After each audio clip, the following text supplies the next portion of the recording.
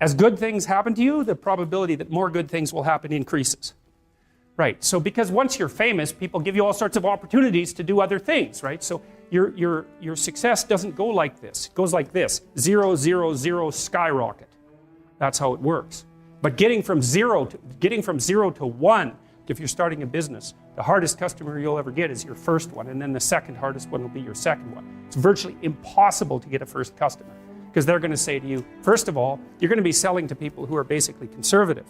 And they're not going to be willing or able to evaluate whether your damn product is good for anything. And so they'll say, well, who are your other customers? And if your answer to that is, well, we don't have any, it's like, well, then what? They're going to be the first one. No, because people don't stick their necks out at all, not a bit, ever. And so unless you're well established in the market, especially if you're dealing with a big company, you can just bloody well forget it. It's like a 3-year sales cycle anyways. It's because big corporations move very, very slowly. And you might be able to find a small company that doesn't have much money who would be willing to use your stupid product for nothing if you're really nice to them.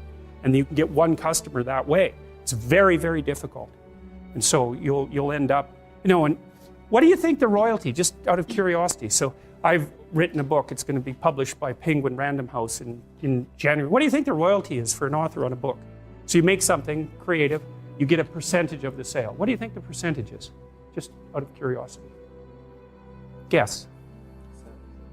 Yeah, it's like 5%. So think about that. So that means that you make your thing and 95% of it belongs to someone else. And that's if things are going quite well for you. And it doesn't really matter what you manufacture or produce. That's about what you can expect. Sales, marketing, distribution, it eats it all up. If you're going to be an entrepreneur, you almost have the opposite profile as a soldier. You're very high in openness and you're lower in conscientiousness, or at least conscientiousness is irrelevant. And the reason for that seems to be that, like, if you're an orderly person and you like to follow procedures and rules, it's kind of hard for you to start a company, because when you first start a company or engage in any other creative process, because entrepreneurs turn out to be the same as artists, you kind of have to, you're not operating within a rule-governed structure. In fact, there may be many times where you have to break a small rule to move properly at a higher level of analysis. There's no algorithmic way of generating a new company, right? Obviously. And so it's people who are very high in openness who happen to be good entrepreneurs. And so this is something I thought was extraordinarily cool, because we'd also already known what predicts managerial, administrative, and academic ability. And IQ is crucial for any complex job, so we'll just leave that behind. But what predicts academic ability, for example, at the University of Toronto, is intelligence, obviously, but also conscientiousness. The correlation between creativity and grades at the U of T is 0. 0. Right. But it's not surprising. The thing is, it's easy to be cynical about that, but one of the things you have to understand about creative people is that they continually step outside of the domain of evaluation structures, right? Because if you're going to say you're going to evaluate the performance of 100 professors on their lecturing ability, well, you kind of have to measure what's common across all the professors in order to come up with the standards for evaluation. Well, that means you're not going to be able to use that structure to evaluate a particularly creative professor, because he or she is going to do something in a way that's so different that it won't show up on the evaluation measure. And of course, that's what happens in universities. Somebody sent me, a couple of days ago, somebody sent me an essay that they had written for their master's thesis that was wildly creative, and they were basically told to leave the program. And that they couldn't continue. Not in a mean way. What happened was that what they were thinking was so outside of the conventions in the discipline is that no one had any idea what to do with the essay.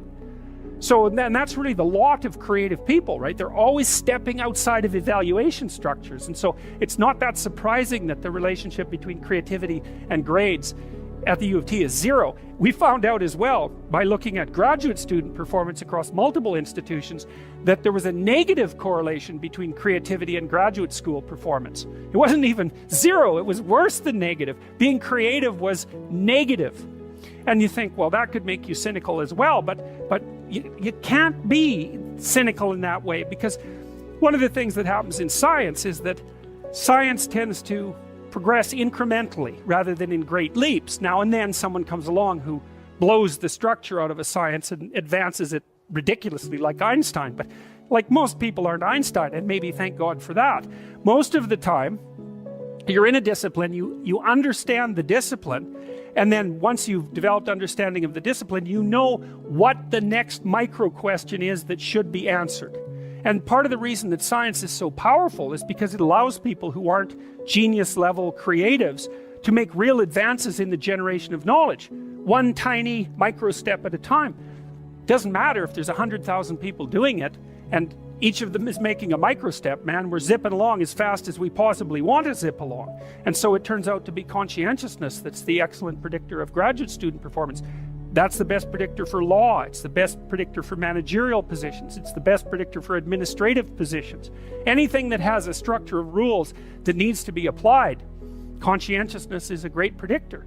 So, but it's not good for predicting artistic ability or entrepreneurial ability. And that's also really important, because one of the things, this is partly why bureaucracies stultify, right? Because what happens is as they develop, they get chock full of conscientious people, with a few psychopaths thrown in there just for good measure.